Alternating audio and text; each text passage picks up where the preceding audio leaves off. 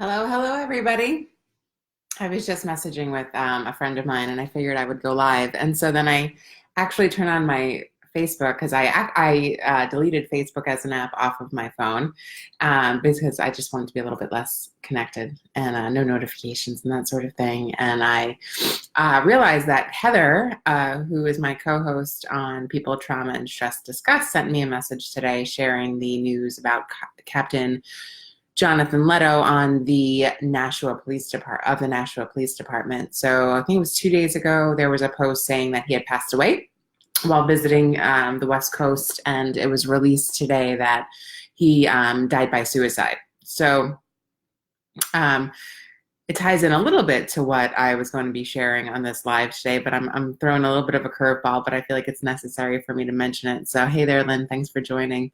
A couple of weeks ago, we had on a Boston suburb police officer named Jeff, and I actually boosted that podcast share because for me personally, since we've launched People, Trauma, and Stress Discussed, we've gotten a lot of outreach about the importance of being able to talk about people, trauma, life, and everything between, right? So that's sort of our tagline. And, they were making mention that if you look at the comments on the Nashua Civic sounding board, a lot of people were saying that Captain Jonathan Leto was somebody that was seemed like they had it all, right? He seemed like he had it all together. And I think, if you actually listen to some of the research and the studies around suicide, I heard a recent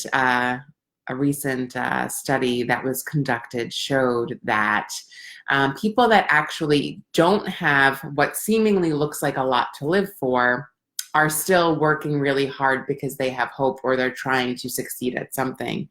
But those people that are unhappy and they have everything, they don't have anything to blame, right? So if they have the family, they have the job, they have what seems to be everything, they're still missing something because they're not happy. And apparently that seems to be an indicator of those that do die by suicide. So, my thoughts and prayers go out to the Nashua Police Department, as well as his family on the West Coast and locally.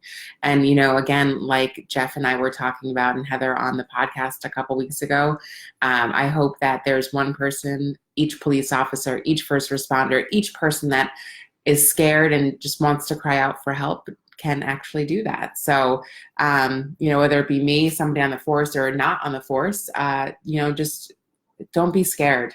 There's somebody out there that's willing to talk to you.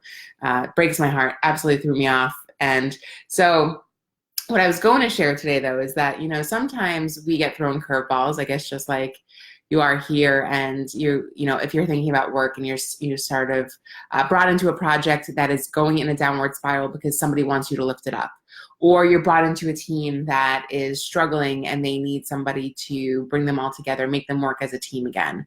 Or if you and your partner get into a fight, or you and your child get into a fight, everybody is entitled to a Chardonnay moment. So several years ago, I was at the Coast Guard Reserve Officer Candidate School graduation when my ex-husband actually graduated the Coast Guard Academy.